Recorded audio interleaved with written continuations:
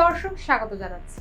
Iran ও ইসরায়েলের মধ্যে 12 দিনের ভয়াবহ সংঘর্ষের পর যুদ্ধবিরতির সিদ্ধান্ত বিশ্বজুড়ে স্বস্তি এনেছে। তবে সামরিক সংঘাতের ইতি ঘটলেও কে লাভবান কে ব্যর্থ এ নিয়ে শুরু হয়েছে নানা বিচার বিশ্লেষণ।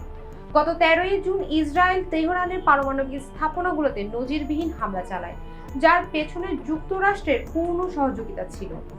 পাল্টা আঘাতে ইরান আকাশ প্রতিরক্ষা ভেদ করে ইসরায়েলের কেন্দ্রস্থলে ক্ষেপণাস্ত্র ও ড্রোনের হামলা চালায়।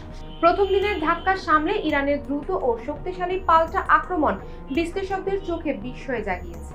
আন্তর্জাতিক নিরাপত্তার বিশেষজ্ঞ অ্যান্থনি গ্লেস বলেছেন, এই যুদ্ধবিরতির সবচেয়ে বড় পরাজিত ব্যক্তি হলেন ইসরায়েলের প্রধানমন্ত্রী বেঞ্জামিন নেতানিয়াহু। ইরানের দাবি, তারা বিশ্বের সবচেয়ে ক্ষমতাধর শক্তির মুখোমুখি দাঁড়িয়েও পিছু হটেনি, বরং ইসরায়েলের আকাশ প্রতিরক্ষা ব্যবস্থাকে ভেঙে চুরমার করে দিয়েছে।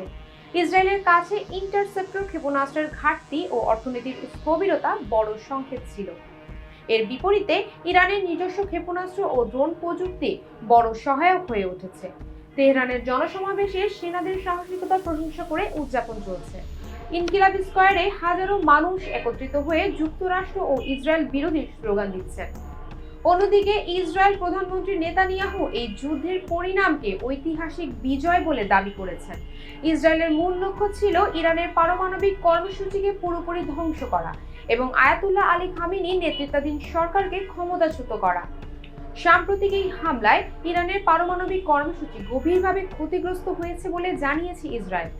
বিশ্লেষক ওরি গোল্ডবার্গের মতে, যুক্তরাষ্ট্র ফর্দ পারমাণবিক কেন্দ্রে হামলার আগেই ইরান ইউরেনিয়াম সরিয়ে ফেলেছে। তেহরান কাতারের যুক্তরাষ্ট্রের সামরিক ঘাঁটিতে হামলা চালিয়ে প্রমাণ করেছে এই যুদ্ধ শুধু তেহরান বনাম তেল আবিব ছিল না, এতে যুক্তরাষ্ট্রকেও টেনে আনা হয়েছে। বিশ্বের চোখে ইরান পরিণত হয়েছে আক্রান্ত পক্ষ হিসেবে। যুক্তরাষ্ট্র ও ইসরায়েলকে দেখা গেছে আগ্রাসী শক্তি হিসেবে। হতাহতের সংখ্যা বিবেচনায় নিলে এই যুদ্ধে বেশি ক্ষতিগ্রস্ত হয়েছে ইরান। আন্তর্জাতিক গণমাধ্যম সংস্থাগুলোর তথ্য অনুযায়ী 12 দিনের এই যুদ্ধে ইরানে নিহত হয়েছে প্রায় 900 জন আর আহত হয়েছে প্রায় 4000। অন্যদিকে ইসরায়েলে নিহত হয়েছে প্রায় 30 জন, আহত হয়েছে অন্তত 3000।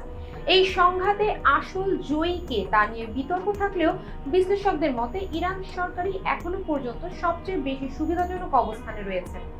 ইসরায়েল যুক্তরাষ্ট্র মিলে যা অর্জন করতে চেয়েছিল বাস্তবে তা হয়নি, বরং ইরান দাঁড়িয়ে আছে আগের চেয়ে আরো বেশি আত্মবিশ্বাসে। পরবর্তী আরো সংবাদ পেতে আমাদের সাথেই থাকুন। শ্রাবণী সরকার, গ্লোবাল ভয়েস 24।